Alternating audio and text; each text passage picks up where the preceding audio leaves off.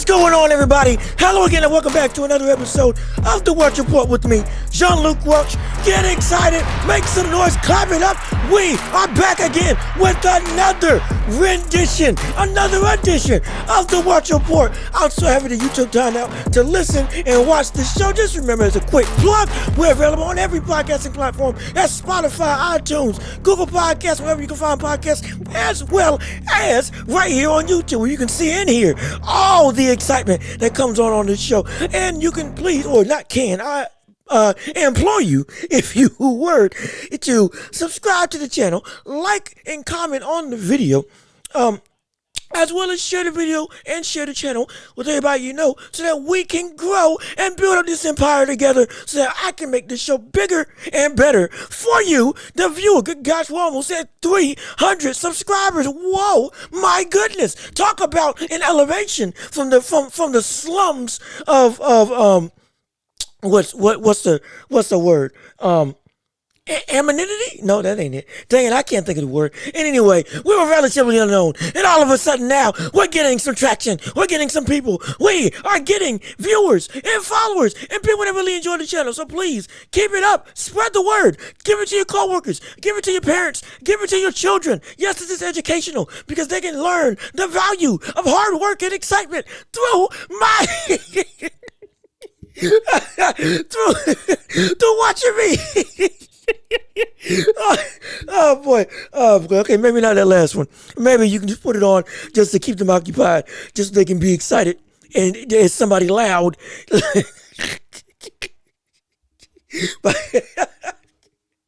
Oh boy, don't use me as a means to educate your children, please. I know that would be held responsible for if their development is stalled by them looking at me all day. Oh boy, I'm just kidding. Just having fun, because that's what this show is all about. And what else this show is also about? Oh, that's a great transition. But what else this show is about is the Super Bowl. Doggone it, we had one of the most incredible Super Bowls in the last couple years. This was a thriller. This was incredible. This was truly a game for the ages. Ebbs and flows, momentum swings left, right, and center. Two different styles of offense clashing together. Both of them unstoppable. Both of them equally effective. And it was a matter of who was going to give ground when it mattered most. And my gosh, this game did not disappoint. What ground was given, however, is up for extreme debate by the public in terms of NFL fans and players. Because good guys, many people feel that the refs sold the game, or the refs took the game out of the players' hands and put it into their own hands with a call of holding or pass interference that many people feel shouldn't have been called. My goodness, we're going to talk about that and more right here on this show. Oh, by the way, happy Valentine's Day. I forgot. Yeah, love is in the air. Chocolates and red and whatever else, the petals. I don't know what y'all do. Whatever you do to celebrate, tell somebody you love them, tell somebody you care, and buy them a gift. And if not, send them your love and at least show that, hey, I got you. Whether it's in a romantic sense, whether it's just in a, good friend, hey, brother or sister, you always got my back, or whatever the case may be. Show love to everybody. Let them know that you care for their well-being, please, because you probably ain't done it all year long. So this is you one day to hopefully make up some ground, potentially, for some of y'all. Oh boy, let me get off of the. Let me stop blaming people. Let me stop getting on people. I'm so sorry. Please don't unsubscribe because of it. It's all fun. It's all fun. Good gosh, it's all fun. But let's jump into it right now with the game in and of itself. Well, first off, the result of the game. My goodness, the Chiefs have done it. This is legitimately starting to look like, hey, this could be a dynasty in the making, because they have successfully gone and won 2 championships in 4 years. This is the start, potentially, of a legitimate dynasty that we're seeing in the NFL. This is great.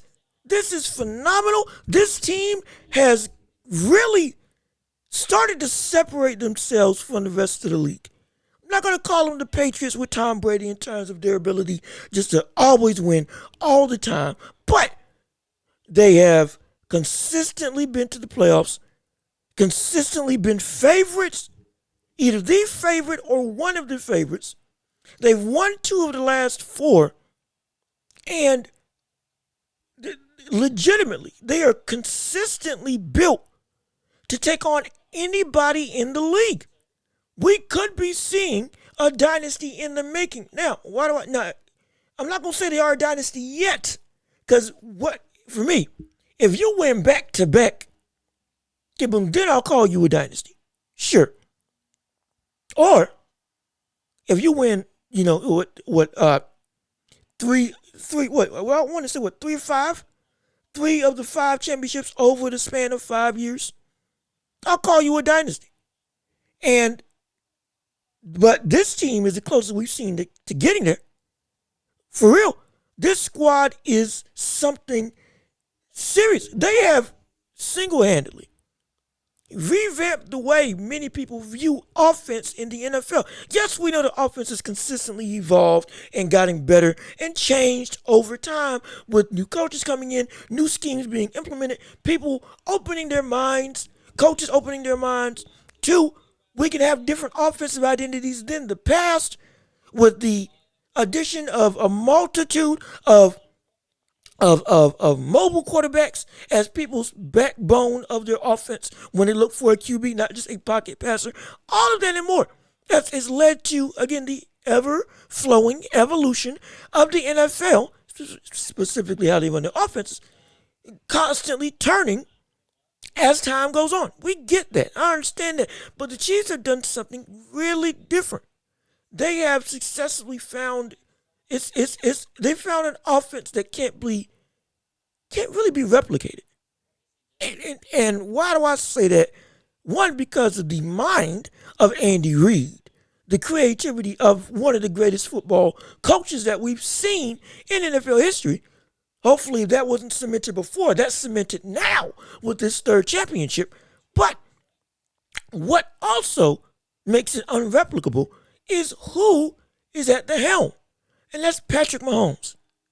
Patrick Mahomes has legitimately set himself apart from the rest of the quarterbacks, not only in this division, but of this quote-unquote new era of QB talent. And by new era, you still got Aaron Rodgers. You had Tom Brady. And that old guard, that old regime. Now, Lamar Jackson, Kyler Murray, Joe Burrow, Josh Allen, Tua Tagovailoa, even though, concussions and all that stuff, we get that. When he comes back, he is a top QB, legitimately. And that slew of young Justin Herbert, that slew of the next generation of QBs that's going to take the helm and is currently leading the way for the entirety of the NFL. The new faces. It was, even with all of the talent that Patrick Mahomes has in himself, it was still hotly contested. Okay, hey, maybe Joe Burrow can take that next step and be the best quarterback in the league, potentially. Maybe it was, hey, Justin Herbert can quickly evolve and turn into that guy. Josh Allen's been right at the door for a number of years. Maybe eventually he'll get and usurp everybody else. These have been legitimate questions. Whether you want to believe it or not, these have been real questions that deservedly should have been asked, despite how you felt about how good Patrick Mahomes was. But now, I think we can put those debates to rest. I really do. I think we can put those debates to rest with him winning not only this finals MVP, but also, I'm thinking of the NFL, not just winning the Super Bowl, not just winning Super Bowl MVP, his second one, but it's the way that he went about doing it that I think has helped to really and definitively separate himself from everybody else in the NFL, every QB in the NFL, and giving him legitimate credence to be called the best player in the world in football. Many people said it was Aaron Donald, even though he had a down year. This year, for a number of years, it's been Aaron Donald is the best football player in the NFL. Purely. Now, I would say, I think it's Patrick Mahomes. I believe it's Patrick Mahomes. I think he's definitively taken that role of not just best QB in the world, but best player in the world as well. Because let's backtrack. Let's think about how this season unfolded.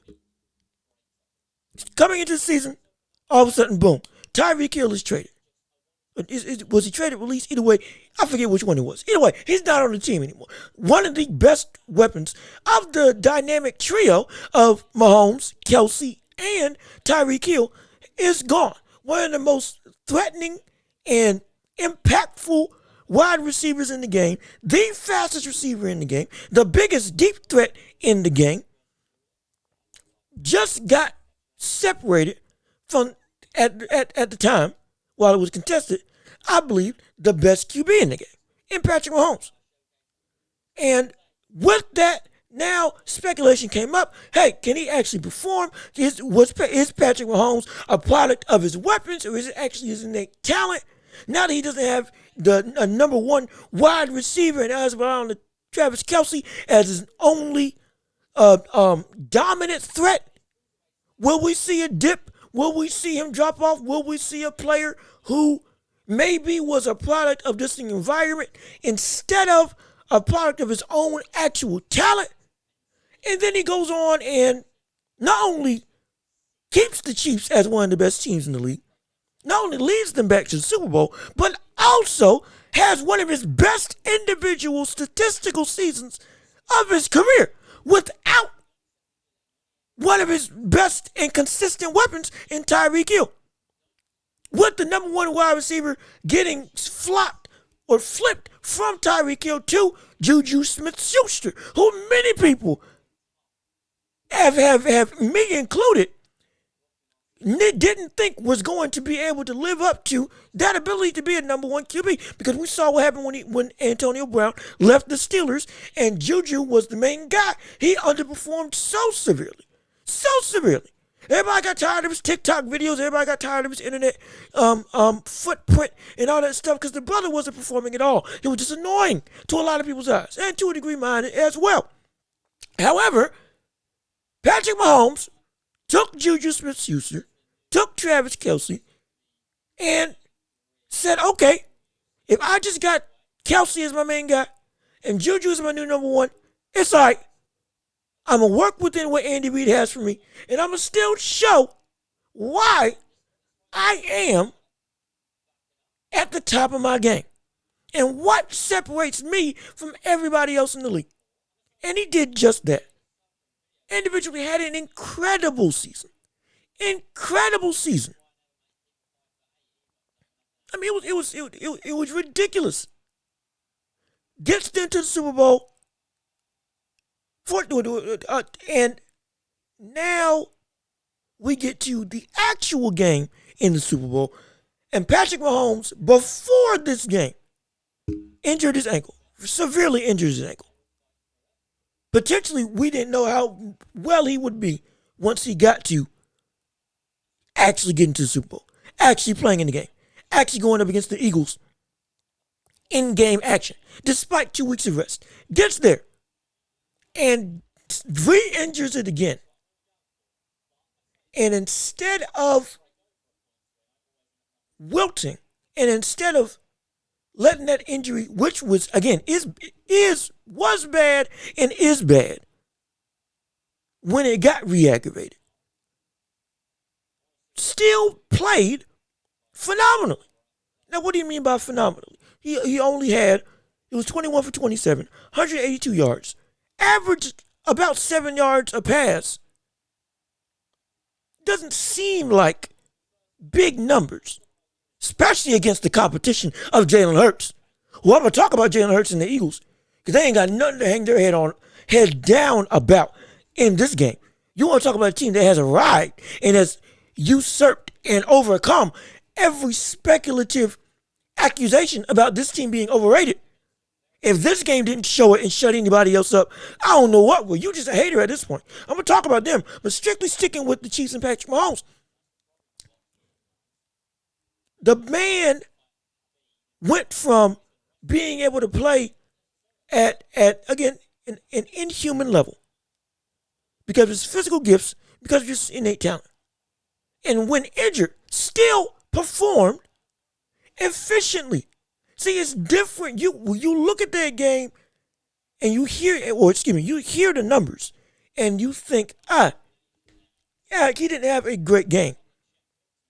But when you watch the game and saw just how little on-field time Patrick Mahomes actually had, compared it to what the Eagles were doing, because mind you, the Eagles did the Eagles did what everybody wants to do against Aaron Rodgers when it comes to Patrick Mahomes and Tom Brady and players that great. Keep them off the field. Keep them off the field. There were so many times when once the Eagles got the ball, it was just a methodical run down the field. Yes, Jalen Hurts played phenomenal and hit big shots after big shots after big shots. And his incredible Super Bowl performance individually and as a team. But the biggest thing that made them so draining for the Chiefs was the fact that they just couldn't get him off the field. It wasn't that the Eagles scored 35 points, but it wasn't just everyone was a big play at the big play at the big play. Nah, it was drives of 7 minutes, 5 minutes, 6 minutes of just them holding the ball, converting every third down, and just methodically working their way up the field.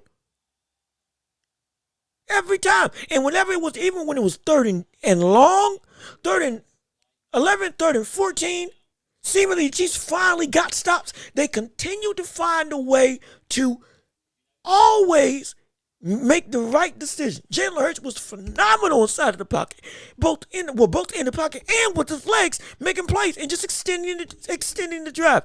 Just constantly extending the drive. Taking what was given and taking deep threats when necessary and converting almost every one.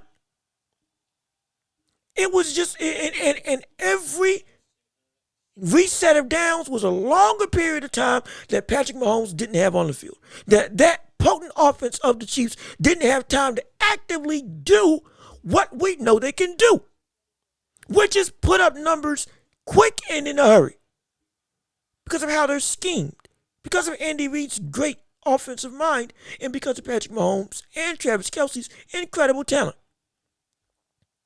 And the Eagles did everything in their power to negate that. And it almost worked. But that's what made this game so spectacular. It wasn't just the fact that the Eagles were, again, consistently able to hold the ball and have just a phenomenal offense all around.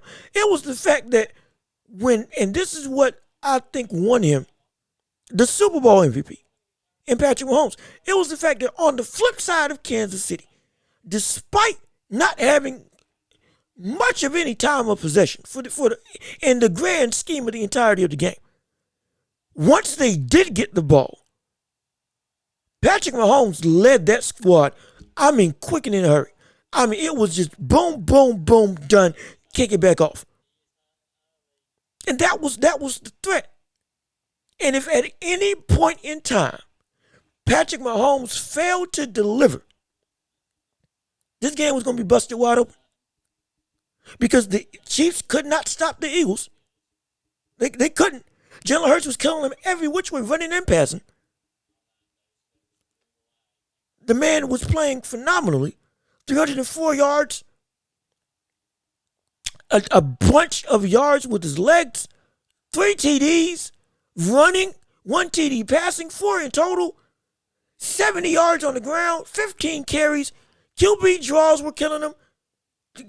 Scrambling on the outside killed them. Everything that they did killed the Chiefs. And it was the fact that because of that, the only way that the Chiefs were going to actually be able to win was if once they got the ball, Patrick Mahomes as their leader worked efficiently. And he did just that. Because again, the numbers don't look big. They don't. But it's the fact that how he did it. And how, with little time of possession, normally you would get QBs, especially on a dominant offense like the Eagles or going up against them, take a bunch of deep shots and take too many chances and inevitably can play their team out of being within range of winning. Yet they, in the second half, when the Eagles had all control and the Chiefs seemingly could not find any way to get any offense going, playing outside of themselves, you could tell how they were on the offense. And the Eagles consistently extending drives and just keeping the ball on with them, not giving Patrick Mahomes little, if any, time to really do the magic that we know he can do. He stepped up and said, if I don't get a bunch of opportunities, I'll make the ones that I got count. A near 200-yard game can be just as incredible as a 300-yard game when it comes to how, the context of how it was done and what constraints were around that performance. And Patrick Mahomes performed flawlessly with injury. Normally, you would get somebody who, an ankle injury like that, with how great that he is, especially athletically, it severely diminishes what he can do on the field. And yet still, he was able to adapt his play style and power through the injury, making big runs in clutch time by himself to keep this team in it and keep this game alive. This was a legacy game for Patrick Mahomes. Not in terms of his legacy is defined by the outcome of this performance. Because no, even still, he retires today, he's a Hall of Famer. If he lost the Super Bowl, he's a Hall of Famer. First ballot. I stand by that. That's how great his career has been thus far. But this was a legacy game to further add on to a career that we keep touting as this can be the greatest of all time. And this was one of those statement games that we talk about, or that we should not gloss over in his career when it's all said and done. Because this performance was so difficult. Going up against the Eagles squad that came to play. And yet, while hurt, and only essentially having one half of good football, when the first half was not great for the Kansas City Chiefs. Able to go and right the ship and be one of the biggest catalysts for why this team came back and won. Yes, we know the fumble, scoop, and score was incredibly impactful and was a momentum shifter. And yes, we know that there should have been 2 scoop and scores instead of 1, because that catch that was ruled incomplete when they got knocked out, when the ball got knocked out in the backfield, that should have been counted as a fumble. Because caught the ball was secure, went to go and try to make a move, just didn't get the opportunity to, because the quarterback came in and just popped him. But that should have been a fumble. But even still, despite that, while we know those plays were impactful, it's something truly great when you see a player's biggest asset in terms of what they do as a player. Their skill set get taken away, and they're still able to be effective. Not just effective, but beat you in more ways than one. And that's what Patrick Mahomes did. Normally, this is the man that we know can hit big shots, no-look passes, all that stuff, sidearming everything, all that stuff. And he did do that in the game. But it was the efficient, I don't need a bunch of big plays. I just need to make the right play when it counts. And we say, and you may think, oh, that's easy. That's not easy. Because if it was, we would have a lot more contenders to be in the Super Bowl. If it was, we would have a lot more we would have a lot more contracts be longer than just a year or two. We wouldn't see so much shakeup in the quarterback roulette of the NFL, with every team trying to find their franchise guy to stand behind the center. We wouldn't see that if it was so easy just to do what's necessary. Especially when you like to, or you're known for, or you're inclined to try to make the biggest play possible, like we see a lot of quarterbacks try to do, and they can't make the simple stuff work. That's what makes Patrick Mahomes. That's what makes Tom Brady. Again, that's why we call him the greatest of all time. Not just because of the accolades, not just because of his leadership, not just because of his tenaciousness, not just because of his tenacity, not just because of his willingness to give up everything for the game, but it's because of the fact that you couldn't rattle him, because no matter what you did, he would never let go of the basics of taking what was given and always identifying what is available.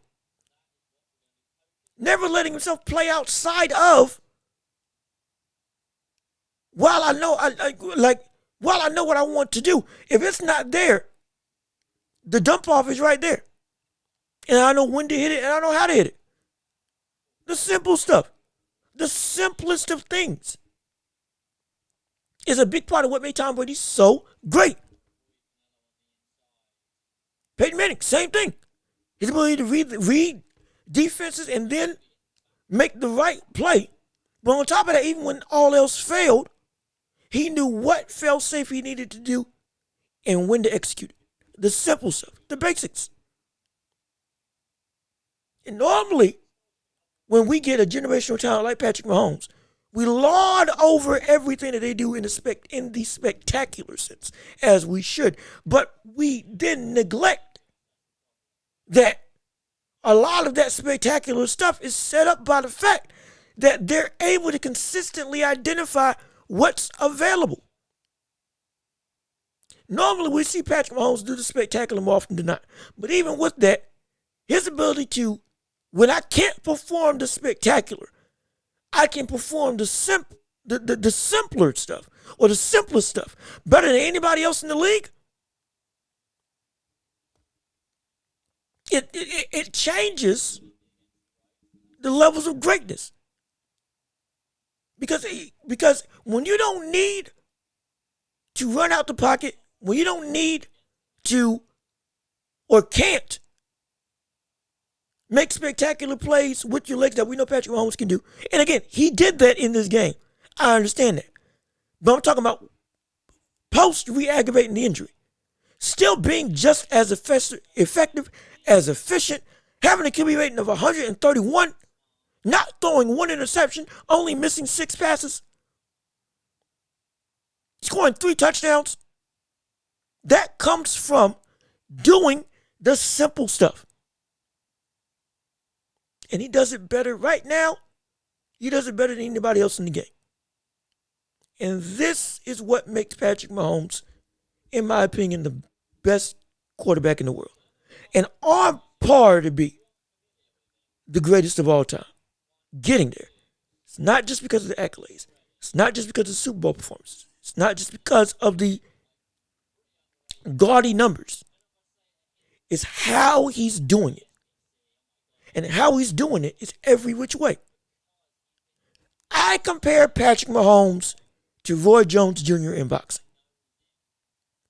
Right now, and I've talked about this before, but if you know, If you don't know boxing, Roy Jones Jr. is, in my opinion, outside of Sugar Ray Robinson, just raw talent, is the most gifted fighter and the most gifted boxer I've ever seen. Bar none.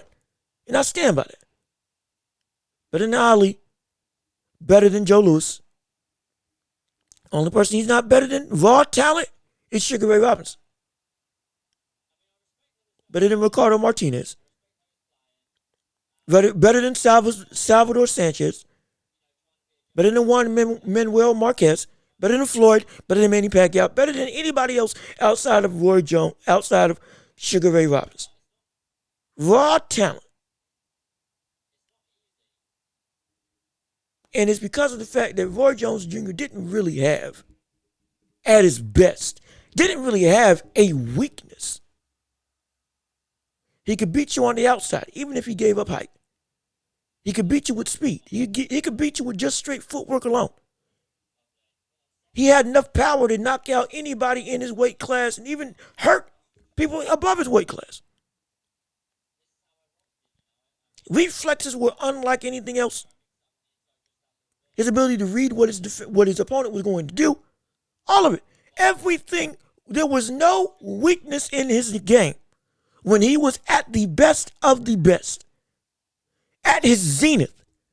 He took out every relevant and Hall of Fame contender. And did it through multiple weight classes. And did it in a way that it was just boggled everybody's mind who watched him fight. And there were no weaknesses in his ability to fight. He could do everything at a high level in a way that we've rarely seen anybody be able to do in the history of the sport. Not one weakness was in his game. You weren't faster than him. You could not time him, but he could time you. He was an elite counterpuncher. He was an elite power puncher. He had a great hook. He called him Captain Hook. He had a phenomenal hook. He could hit you with the uppercut so quick and so powerful, you'd be up before you knew what happened. He was so comfortable in the ring that he literally put his hands behind his back, stuck his chin out against his opponent, made him miss, and countered with a hook that knocked out and ended the fight. There was nothing that he could not do at an elite level, and at the top of his game, there was not one weakness to him. Not one. And right now, Patrick Mahomes, I don't see a weakness to his game. You can't blitz him because he's one of the best, if not the best passer against the blitz. You can't give him time in the pocket or else he will throw it deep. And it's one of the best, not only one of the strongest arms, but arguably the most accurate arm in the NFL today from deep. Also in the mid-range. Also can hit you in the short range or in the short field. Short field, midfield, long field, doesn't matter. He can hit everything the exact same way. On the run, he can hit anybody. Crossbody, he can hit anybody. Running and throwing crossbody, he can hit anybody. Accurately. Even when he lost to Tampa Bay even when he lost to Tampa Bay in the Super Bowl, he still had one of the greatest performances individually that I had ever seen. Because you say, oh, he threw a lot of completions. No. His receivers dropped the ball. He threw passes that were right on target from angles and out of nothing. Legitimately running 25 yards back, throwing it 50 yards, and hitting his receiver right in his hands, where only he could catch it and his receiver would drop it. There was a play where he got tripped up behind the line after doing a great escape angle, which, again, he can also escape out the pocket and escape sacks like few people in the NFL in history. One of the greatest magicians behind the line of scrimmage that we've seen in NFL history. But he got tripped up in the Super Bowl. Everybody remembers this play. You should. If you don't, look it up. Tripped up behind the line of scrimmage. One of the last plays for the Chiefs in the Super Bowl. Desperation heave. He is horizontal. Parallel to the ground. As in, if the ground is here, he is here. and his knee is about, both legs are off the ground. His body's completely airborne, about to inches from hitting the ground. He sidearms a pass when his entire body is, again, airborne like this, nearly hitting the ground, all the way to the end zone, and hits Tyreek Hill in his face. And he is the only person that can actually get the ball. Hits him in the face mask, and he just drops it. I said, and I still stand by this statement, that was the greatest throw that I've ever seen in the history of me watching the NFL. That was the greatest throw that I have ever seen a QB make or attempt in history. I've never seen, and he was accurate on the button. And he was like that all game long. His receivers just were dropping the passes. But he was throwing the passes right where they needed to be, despite being under pressure, under so much pressure, because his O-line was injured. And he didn't have any protection. Yet still gave every opportunity for his teammates to actively make a play by putting it exactly where it needed to be. It was incredible. There is, even when everything is against him, there is still no weakness to him as a player, because he will still be able to make the play if necessary in both the hardest and the easiest situations, which is something that you can't say about very few quarterbacks in the history of the NFL. Only Hall of Famers. And he's so multidimensional and so elite in every dimension. There's no weakness to his game. If this keeps track, it is quick that we can call him the greatest QB ever, even just after Tom Brady retired. After he just retired for good, we could very soon be saying Patrick Mahomes is the greatest quarterback that we've ever seen. And definitively is the greatest of all time. We could seriously be saying that. We're looking at a player that can both break every single record that Tom Brady holds quicker than Tom Brady broke them, in potentially a better fashion than Tom Brady broke them, while still having time to further build on said records. And if the Chiefs are able to keep this team as greatly constructed around them, we could see a man, when we thought that 7 Super Bowls were impossible, legitimately we thought it was impossible at that time when Tom Brady actually won it. This is the only other player that I can see he might actually, no joke, be able to break that. That's how good he is. That's how great Patrick Mahomes is. It's scary how great he is. And because of that, I can't sit here and just not say that currently right now, anybody who doesn't say that Patrick Mahomes is the best QB in the world, you're wrong. I can't not say that. There's no way in the world I can't say that. Because he has proven over so many times how good he is. And now, when the chips are down, he had an incredible performance that was one of the biggest catalysts for bringing this team from a first half debacle to Super Bowl champs in one of the most tense games of the Super Bowl that we've seen in these last couple of years. And we've had a lot of good games in the Super Bowl. In a classic game. Not only that, well, actually, no, only that. In a classic game with parameters high, the first game with 2 black quarterbacks ever in the history of the NFL starting and playing for a Super Bowl on Black History Month with, again, re-aggravating an injury, only having essentially at one half to get everything right, and he still pulls through? Nah, that's greatness on a scale that few people can actually reach. So he has a legitimate claim to be considered potentially the all-time. Once this is all said and done, he's already top three.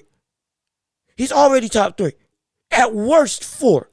But it's hard for me to find four QBs that I would say are better than the talent that Patrick Mahomes has and has consistently shown. It's hard. I got him three this early in his career. And if he retired right now, he would stay three.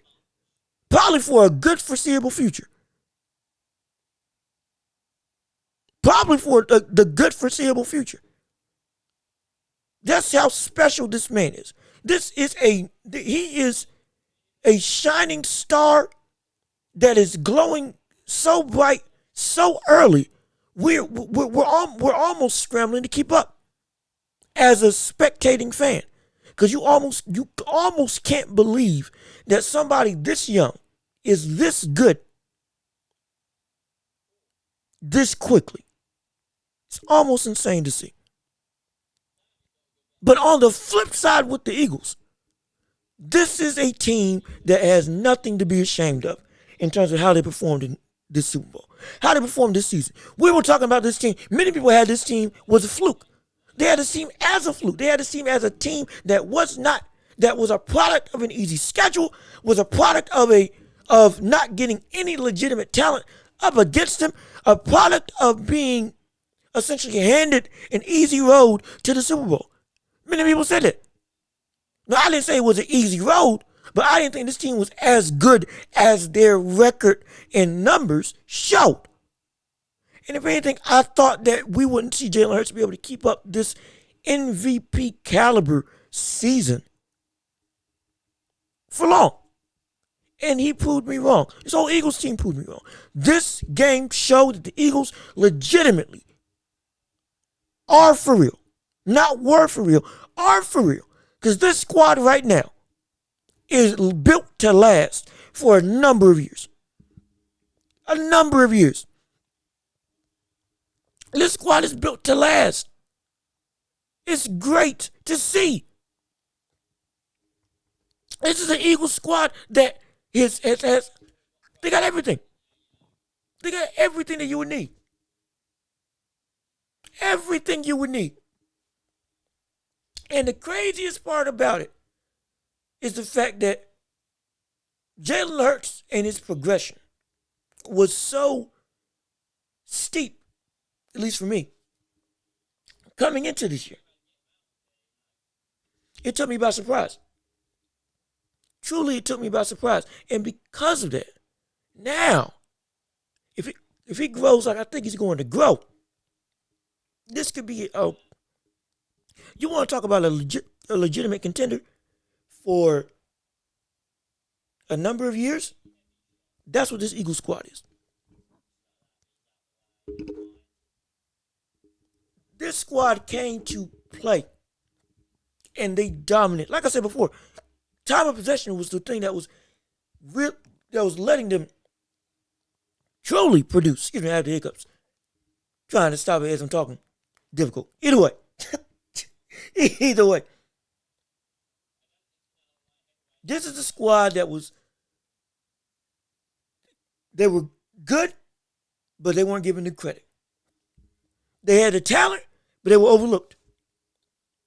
They were deemed as the bottom was going to fall out at any given point in time. And yet, they kept on showing up. It's showing up. And gave us a phenomenal QB battle. And Jalen Hurts has shown that he is here and that he better get some respect from every NFL fan. Because everybody was counting this brother out. Because they felt, at least from who I was talking to, that the stage would be too big and that this team was a facade of their actual capabilities. Like the Vikings were this year. And they proved everybody wrong. Jalen Hurts has officially shown himself to be a superstar. Major superstar.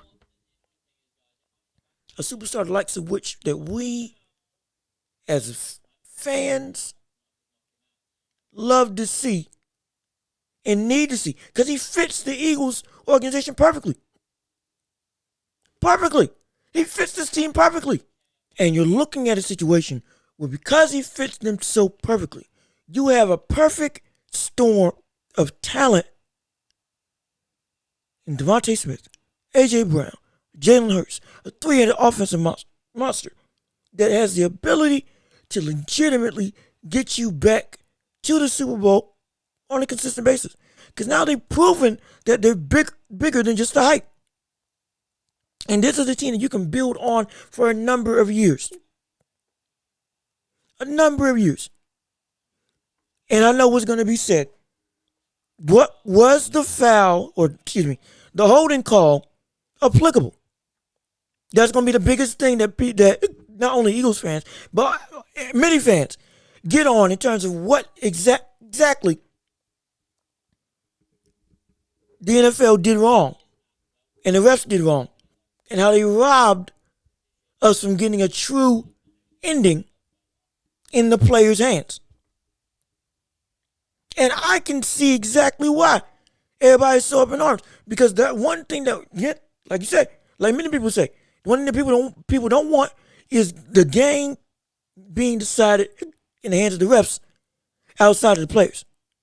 Especially when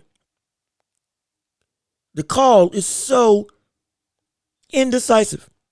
Because you go and watch that play, you'll see, hey, it doesn't look like the brother's holding. It'll look like he wasn't holding at all.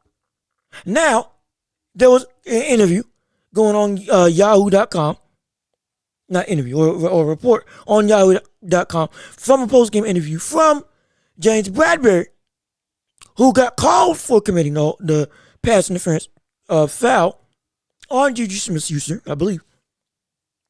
Came in and said, hey, I was actually, somewhere, paraphrasing of course, I was holding.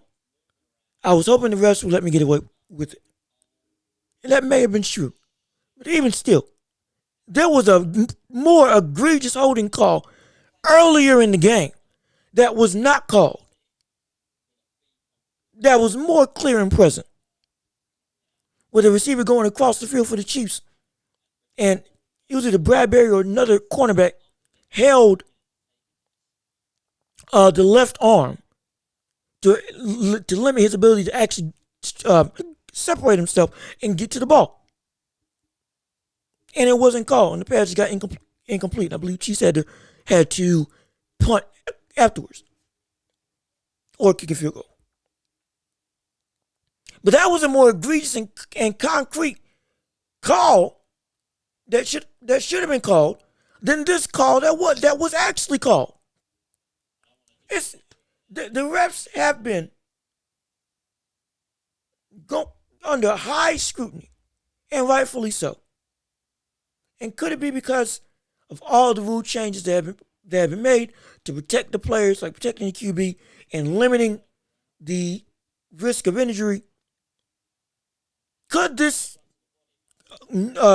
revolution and renovation of the rules have really hindered the refs' ability to accurately call the game how it should be called? Or are the refs just every year seemingly have gone down here more and more and more? It could be both. In my opinion, it is both. Both the rules and the quality of refs are not conducive to calling games how they should be called.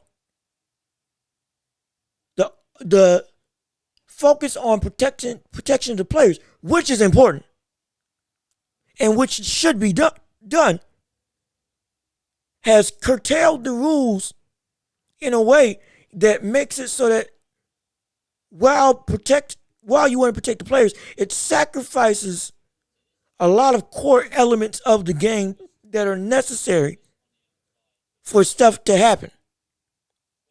And because of those things not being, or because of those rules being in place, now those necessary things that need to happen or naturally happen in a game of football get essentially turned into problem areas that slow the game down or muddy up the game for the refs to be able to call. Because now they had to think about, well, was this intentional? Was this egregious? Even if it was innocuous. And on top of that, the quality of refs are just not good. We've been seeing this for a number of years. I don't know why that's the case, but that's the case. It's across all sports. Why, I don't know, but it's seemingly a constant thing that we keep seeing, that the refs just are not, they're cheating the game because they seem to be ill prepared. That's what it seems like on a consistent basis. Truly, that's what it seems like on a consistent basis. Because of that, we're not getting the concrete resolutions that we desire when we watch games, whether it's football or beyond. And so there is a legitimate qualm that Philly can have for whether or not this was robbed from them per se. But I hate the fact that that's the case, because I don't want to see a game this great be, in some people's eyes, taken away or taken for granted and devalued because of bad refereeing. Again, was he holding? James Bradbury admitted it himself that he actually was. So, hey, whether you like the call or not, the players said he did it. And so nothing else I can really go off of. He admitted it. He admitted that he was in the wrong. But even still, objectively, without that confession, this was a call that really you shouldn't have happened. It shouldn't have happened. And I was rooting for the Chiefs to win. And that shouldn't have happened. That should not have happened. But it doesn't take away from the performances of both players, both Patrick Mahomes and Jalen Hurts. Doesn't take away from the greatness that was this game as a whole. And doesn't take away from the fact that we're witnessing the rapid ascension of Patrick Mahomes reaching a stratosphere that we've only seen 3 QBs reach at a faster pace than we've ever seen anybody reach. And we're also seeing in my eyes, the validation of Jalen Hurts as a quarterback now being seen and looked at, or rather should be seen and looked at, as not a fluke in terms of his production. And this season should not be seen as just a season of, oh, they got hot. This team is for real. The way they performed in the Super Bowl was for real. And for a number of years, this team is going to keep being for real, because this squad is built to last in the long term. We might just see this matchup again come next year, potentially. I don't know. It's too early to tell. But the horizon is bright and expectations are high. And for right now, all expectations from both the Chiefs and the Eagles have been met. And so I'm not going to bet against them that they won't further reach those same expectations, if not clear them, come next season. And that's just my opinion. But this has been another episode of The Welch Report. I'm so happy to be back with you on today. Again, happy Valentine's Day to everybody. Keep on celebrating Black History Month. if you're black, if you're not black, celebrate anyway. We black, we loud, we proud, and we here to stay. Oh yeah. Oh boy, I've been your John Gutch.